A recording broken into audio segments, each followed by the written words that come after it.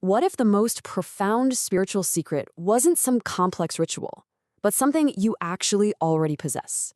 Today, we're going to dive into an ancient path that's called the King of Secrets. And the reason it's so special, it promises a direct line to the divine for absolutely anyone. Okay, so what is this King of Secrets? I mean, that's a pretty big title, right? The ancient texts build this up as like the most profound, most important knowledge you could ever get. So yeah, let's pull back the curtain and see what it's all about. All right, so to really get this, we've got to understand why it's considered so important in the first place. We're about to unveil some really ancient, powerful wisdom here. And the source material is super clear on this. This is not just some casual piece of advice. No way. Krishna himself actually gives this teaching the highest titles possible. He calls it the King of Knowledge and the King of Secrets. I mean, that's a huge deal. It's a signal that we're talking about a really fundamental core truth. Okay, so we get it. It's a big deal. But what's so cool is that the big reveal, it isn't some complicated formula or a long list of rules. It's actually something way more personal. It's a path of love. So here it is. The King of Secrets is devotion. That's it. It's so incredibly simple, but also so profound, you know? The whole point of this teaching is that the highest, most direct path isn't about like complicated ceremonies or rituals. It's about sincere love and a deep, real faith. It's not about what you're doing, but the love behind it. And this sets up a really fascinating comparison, right?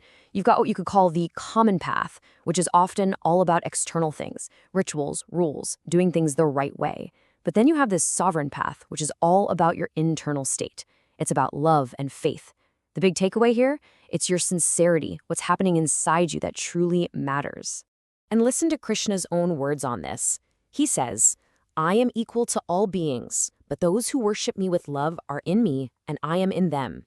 Wow, that's not a one-way street, is it? It's not just about you worshiping something far away. That phrase, "they are in me and I am in them," that suggests a total connection, a real relationship built on love, not just duty. So this whole path is centered on love. Simple enough. But what makes that so incredibly powerful? Well, the answer is in just how inclusive it is, and I mean radically inclusive. And this, right here, might be the most revolutionary part of this whole idea. There are literally no barriers to entry. It doesn't matter who you are, what your social status is, what your background is, or what you've done in your past. None of it matters. This path is open to absolutely everyone, period. But hearing that it's for everyone, that can lead to a really personal question, can it? You know, that little voice in the back of your head that goes, okay, but is it really for me? I mean, with all my baggage, with my past? Well, the text answers this question with so much power.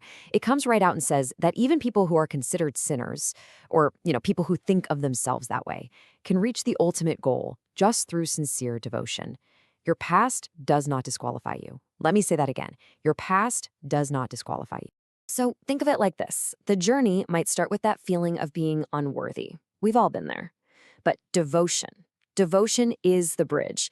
It's this powerful, transformative force that can carry anyone, no matter where they're starting from, all the way to liberation.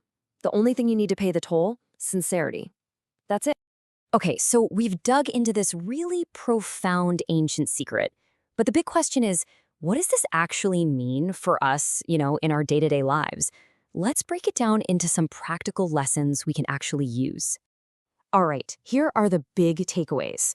First, and this is a big one, stop judging yourself as unworthy. Just stop. You deserve this connection. Second, you have to recognize that love, that's the real power here. It's the engine for transformation. Third, your faith, when it's sincere, is a direct line. You don't need a bunch of complicated stuff to get in the way.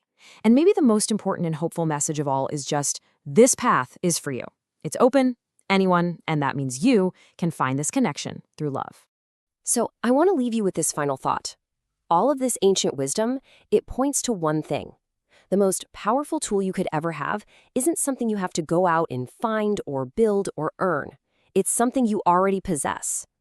So what if the greatest power you've been searching for has been inside you this whole time, just waiting to be expressed as simple, sincere love.